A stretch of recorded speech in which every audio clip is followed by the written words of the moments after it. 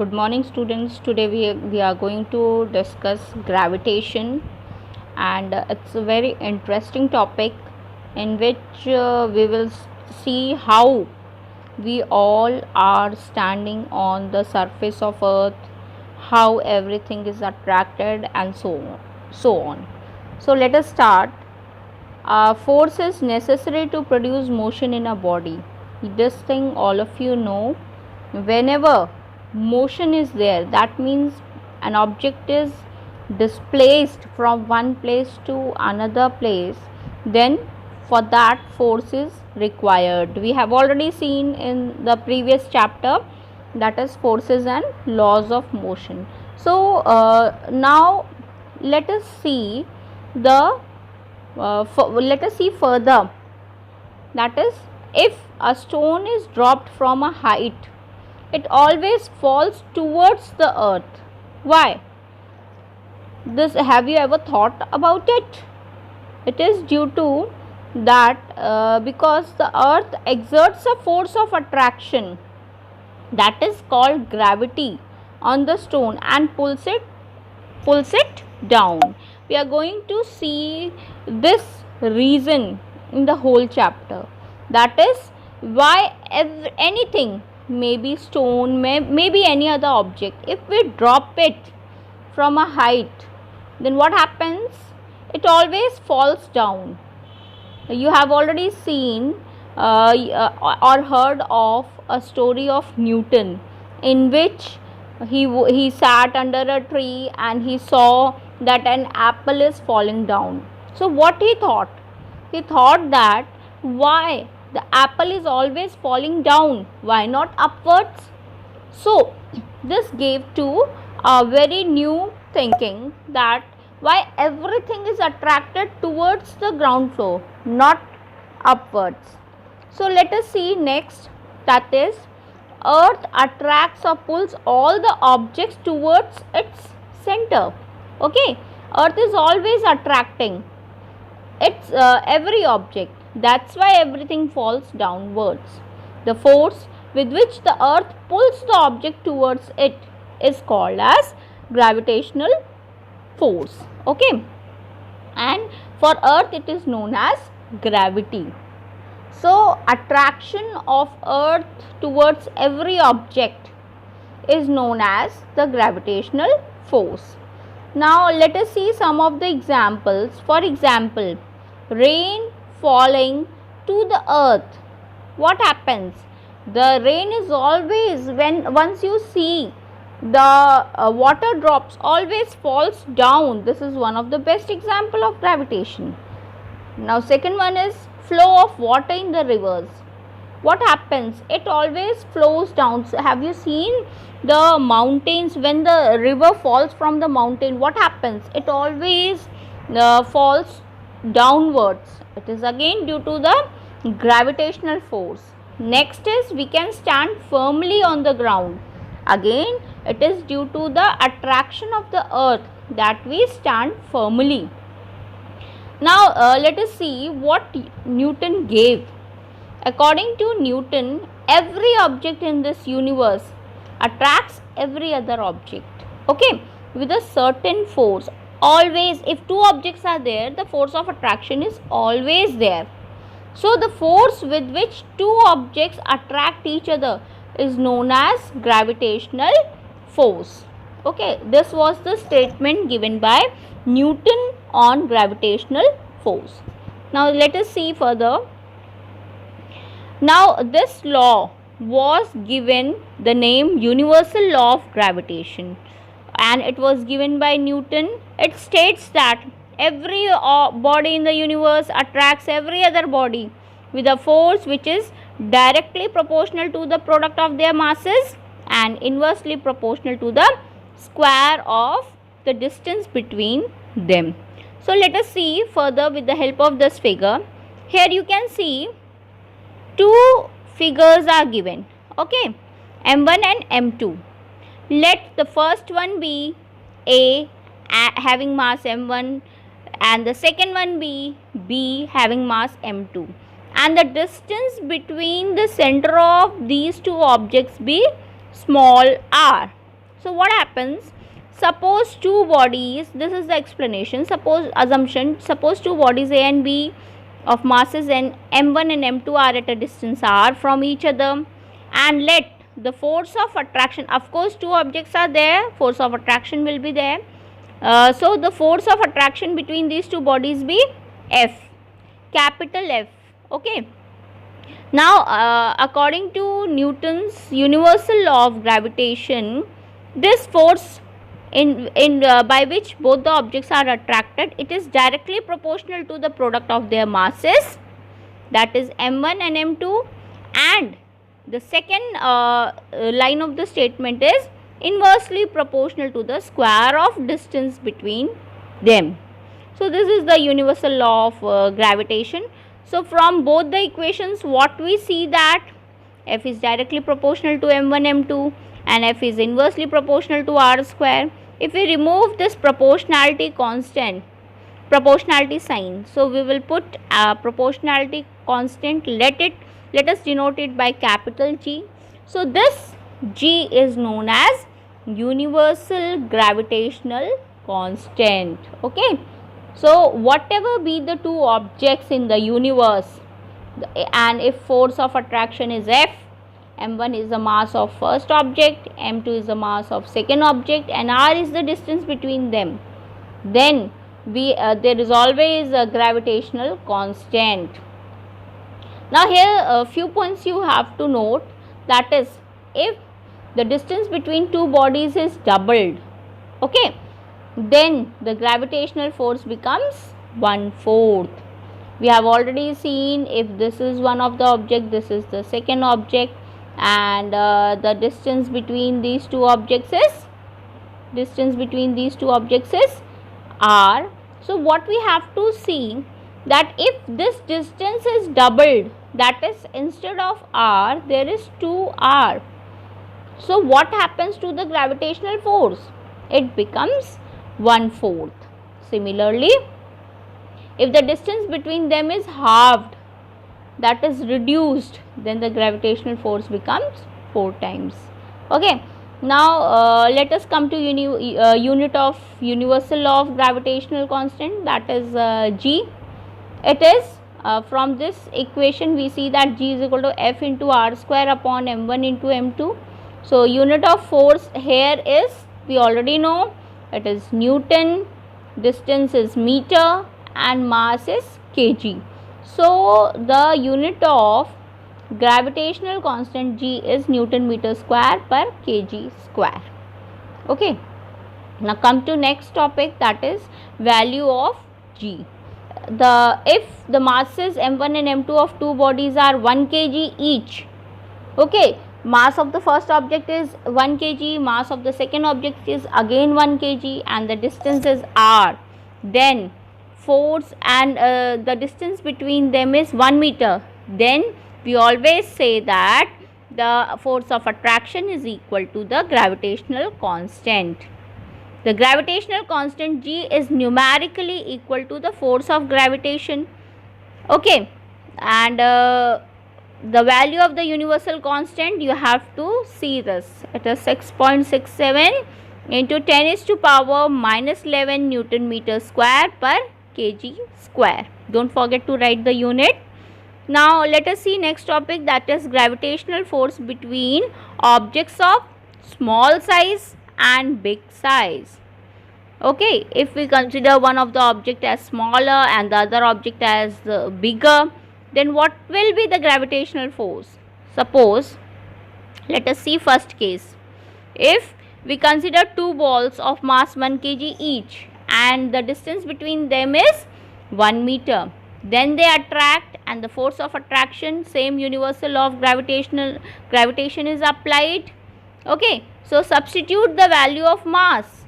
m1 is 1 kg, m2 is 1 kg, the distance between them is 1 meter.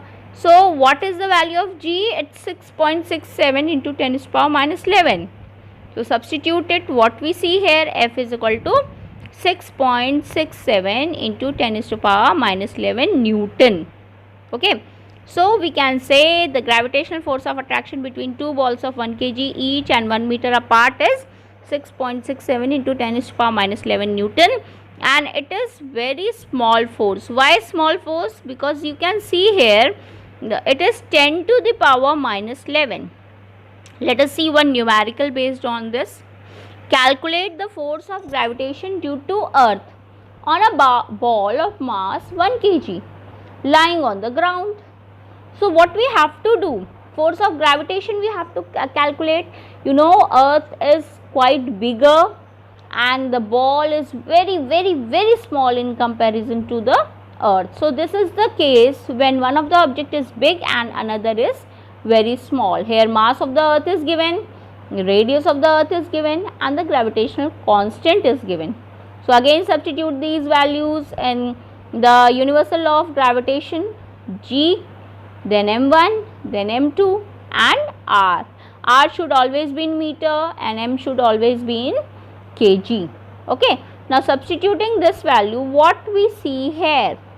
We see that the force is 9.8 Newton, which is comparatively large force. It is due to this large gravitational force exerted by the earth that when 1 kg ball is dropped from a height, it always falls to the earth. Okay, it doesn't go up. So let us see next numerical. The question is, the mass of earth is given, moon is given, and if the distance between earth and moon is given, that is 3.84 into 10 to the power 5 kilometer, then we have to calculate the force exerted. Okay, again we will apply the universal law of gravitation. Okay, the calculation is a little bit bigger. You can calculate it, and what we see here, it is 2.01 into 10 to the power 20 Newton. Now what we see here, the main thing that you need to note here is it is extremely large. So it is due to this large force exerted by the earth on the moon, which makes the moon revolve around the earth. Okay, earth is attracting moon by this force. Now let us see one more example. It is the gravitational force between the sun and the earth, which keeps the earth in uniform circular motion around the sun. So we can see sun is quite bigger in comparison to earth. So sun attracts earth and earth keeps on moving around the sun. Second example is the tides in the sea formed by rising and falling of water. Always tides are there, are due to the gravitational force of attraction which the moon and the sun exert on the water surface in the sea. The sun is attracting even the water of the sea also. The moon is attracting even the water of sea also. So what happens? It sometimes goes up and then down. So the tides are formed. Now next let us see, it's a very interesting topic, that is Kepler's law of planetary motion. So Johannes Kepler was a 16th century astronomer who established 3 laws, and these laws were based on the motion of planets around the sun. So that's why it is known as Kepler's law of planetary motion. Let us see the first law. According to first law, the planets move in elliptical orbit around the sun. This law gave the path in which the planets orbit around the sun, with the sun at one of its 2 foci of the elliptical orbit. The main thing that here you need to note is, what is focus? Suppose you divide this shape into 2 circles like this. Okay, this is one of the circle, then this is the second circle. So what we see here, we can see that the center of these 2 circles, they are known as the foci of the first, and the center of the second circle is known as the foci of the second. So here are the focus located. Okay, center of first circle and center of second circle. This is known as focus. If sun is at one of the focus, then what happens? This law states that when the sun is at one of the two foci of the elliptical orbit, the planets move in elliptical orbit. The planets are moving in elliptical orbit. This is the location of the sun. Now let us see next law. Second law states that each planet revolves around the sun in such a way that line joining the planet to the sun sweeps equal area in equal interval of time. You can see again elliptical orbit is there. This is the elliptical orbit, and this, suppose this is the planet, this is the line joining the planet. So it is covering equal area. It is covering equal area in equal interval of time. So suppose this is the area covered. So again here this area and this area, this should always be same. So that means if the sun is nearer to the if the planet is nearer to the sun, it will sweep faster, and if it is farther from the sun, it will sweep slower, so that the area is, this area and this area is maintained. Okay, so this is the second law of Kepler. So from this we can conclude that a planet moves faster when it is closer to the sun, and it moves slowly when it is farther from the sun to maintain the equal area. Now one thing you need to note here is a planet does not move with a constant speed around the sun. Okay, it is greater when the planet is nearer, and it is slower when it is away from the sun. Let us see the Kepler's third law. Kepler's third law states that the cube of the mean distance of the planet from the sun is always directly proportional to the square of distance of time it takes to move around the sun. If r is the distance, t is the time period, so r cube is directly proportional to t square. Remove the proportionality constant, this will be equal. So we can say r cube upon t square, this is always constant. This is the third law. Let us see some numerical. In this numerical, the gravitational force between two objects is 100 Newton. Okay, the gravitational F is given. How should the distance between these objects be changed so that the force between them becomes 50 Newton? So let us see here, F1 is given, F2 is given. So let us assume R1 be the original distance and R2 be the new distance. So we also know that there is an inverse relation between F and R. So substituting the value here, we see that R2 upon R1 is equal to root 2, or we can say that R2 is root 2 times of R1. So next numerical is 2 electrons each of mass. The mass of both the electrons is same, are at a distance of 10 angstrom. The value between angstrom and meter is given in the question. You have to calculate the gravitational force of attraction between them. Again, universal law of gravitation is applied. F is equal to g m1 m2 upon r square. Substitute the value g m1 m2 r square.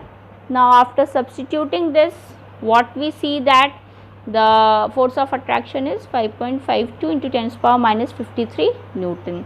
Now let us see third numerical.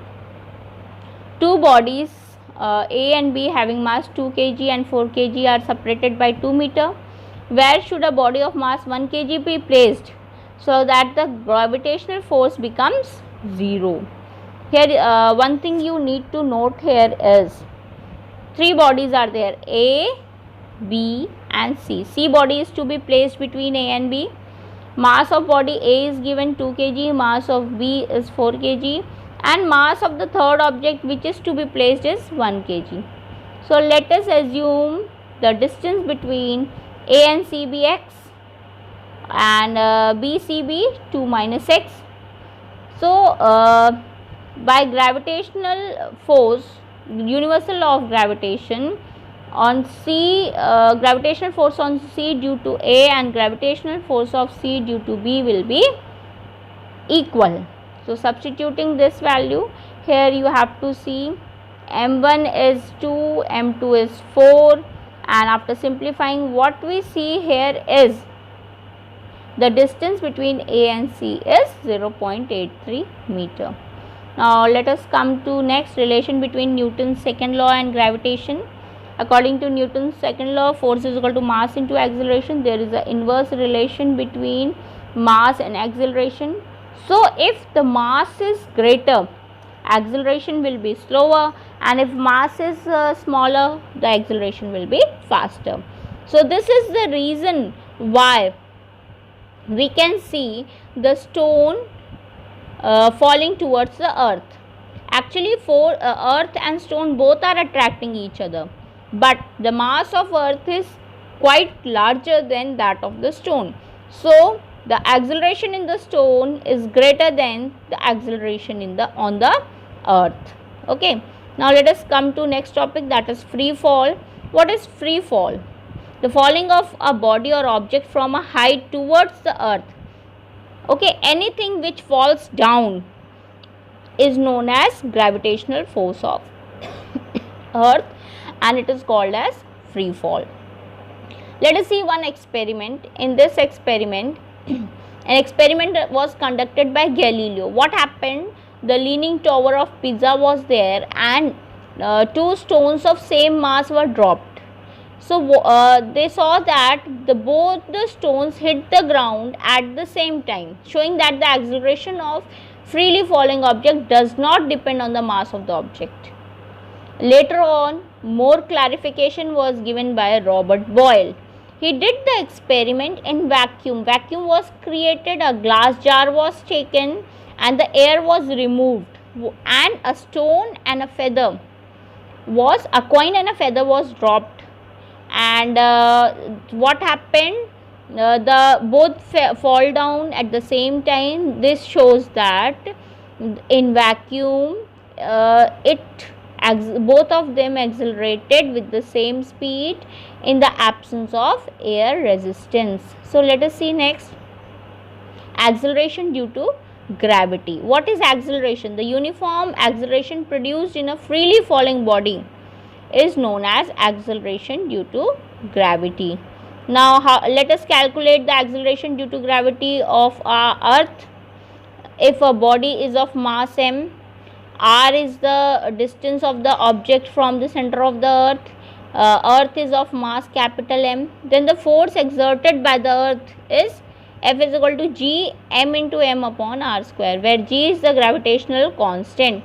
So the force exerted by the earth produces acceleration in the stone, due to which the stone moves downward. So force is mass into acceleration, or we can say this acceleration is equal to force upon mass.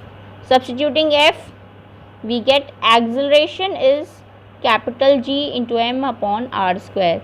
Here we can say that A is gravitational constant into mass of earth into radius of the earth. So we already know that the value of G, mass of earth, and radius of the earth. After substituting this value, we come to the conclusion that the value of small g is 9.8 meter per second. So we can say that the acceleration due to gravity on earth is 9.8 meter per second. So here there is an inverse relation between small g and capital R square. So g is not constant at all places or on the surface of the earth. Since the shape of our earth is geoid, so the radius at the poles is smaller, whereas at the equator it is greater. So the acceleration due to gravity at poles is maximum, and at equator it's minimum, and at at the center of earth the acceleration due to gravity is 0. Okay. So let us see 1, 2 numerical. We have to calculate the acceleration due to gravity on the surface of moon. Again, radius of moon is given, mass of moon is given, and the gravitational constant is given. And we will substitute this value and we see that the acceleration due to gravity on moon is 1.63 meter per second square. which is approximately 1/6 of the value of g on earth. Let us see equation of motion for freely falling bodies. Here you need to see that here acceleration due to gravity is replaced by g and the s distance is replaced by height, and everything is same as we have seen in Newton's 3 laws of motion.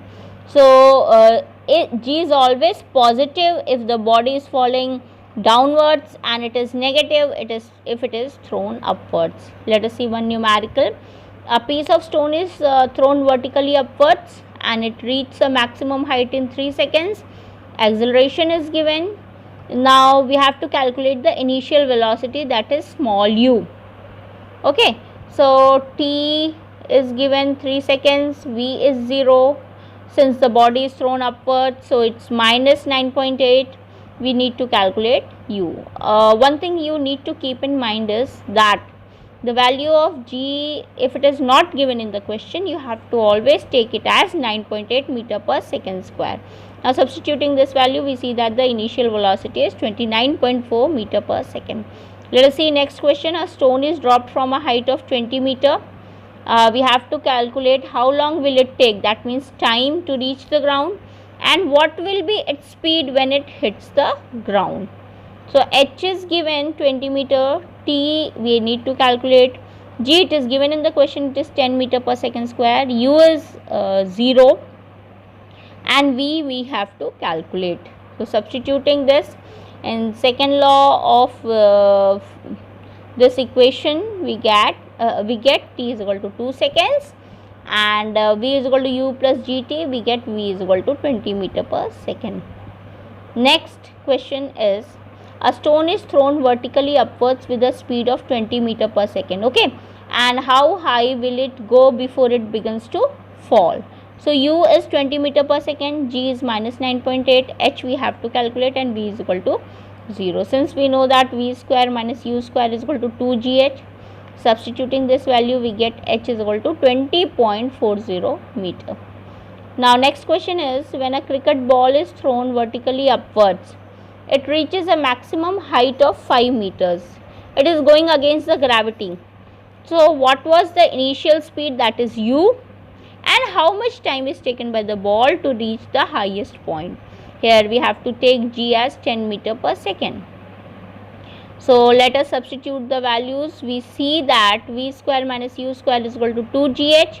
So after substituting the values, we get u is equal to 10 meter per second. Similarly, v is equal to u plus gt, we have substitute all the values and we get t is equal to 1 second. Now next question is, a stone is allowed to fall from the top of a tower of 10 meter height, and at the same time another stone is projected with a velocity of 25 meter per second. We have to calculate when and where the two stones will meet.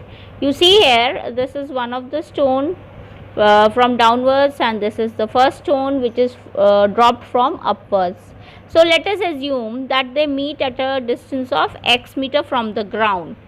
So the distance between the position P and stone 1 is 100 minus x, since the total height of the tower is 100, and let them meet at time small t. So for stone 1, let us calculate the value. Initial velocity is 0, height is 100 minus x, and a is equal to 9.8 meter per second square, since the stone is dropped from upwards. So after substituting this value, we get first equation as 100 minus x is equal to 4.9 t square. For second stone, again u is 25 meter per second, h is equal to height is x, and since it is going against gravity, it will be minus 9.8 meter per second square. So by substituting all the values, we get this equation, x is equal to 25t minus 4.9 t square.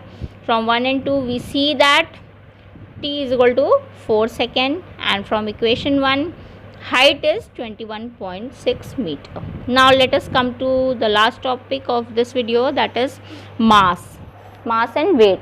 The mass of the body is the quantity of matter contained in it, and it is always a scalar quantity. SI unit is kg, and it is constant everywhere because the quantity of matter doesn't change, it remains same. So we can say it cannot be zero anywhere, whereas the weight of a body is the force with which the object is attracted towards the center of earth. So in force is equal to mass into acceleration, so weight will be m into g. SI unit of weight is Newton, and if the weight is 1 kg, so W will be equal to 9.8 Newton. Weight is a vector quantity, it changes, since it depends on acceleration due to gravity, so it changes from one place to another. Okay, and its value can be 0. Why? Because at the center of the earth g is 0, so if we substitute this g equal to 0, weight will also be equal to 0. Now last topic, to find that the weight of an object on the moon is 1/6 of its weight on the earth. How we will find it out? Let us take the object of mass m, weight be Wm, since it is the weight of the moon, mass of the moon as m, radius of the moon as r. So by universal law of gravitation, F is equal to g m1 m2 upon r square. Okay, now again we need to see the relation between the weight of earth and weight of the moon. So we have to compare the mass of the earth and the moon, we have to compare the radius of the earth and the moon. Approximately mass of the earth is 100 times that of the moon, and radius of the earth is 4 times that of the moon. So substituting this in the universal law of gravitation, what we see, weight of the earth is g into 100 m into m upon 4 r square. After simplification, it is g 100 m into m upon 16 r square. So dividing 1/2, since we have to find the ratio, everything is cancelled, only the lowest form is 4/25. We can say approximately weight of the moon is 1/6 of the weight of the earth. Now let us see one example. Find the weight of a 50 kg mass of earth, mass on earth. Mass is 50 kg, so weight is mass into acceleration multiplied by 9.8. We see that the weight is 490 Newton, and the last numerical is, if weight of the body on the earth is 6 Newton, what will it be on the moon? Weight is 6 Newton. We know that weight of the moon is 1/6 of the weight of the earth, so multiply the given weight of earth, weight on earth with 1/6. We see that weight on the moon will be 1 Newton. Thank you, students.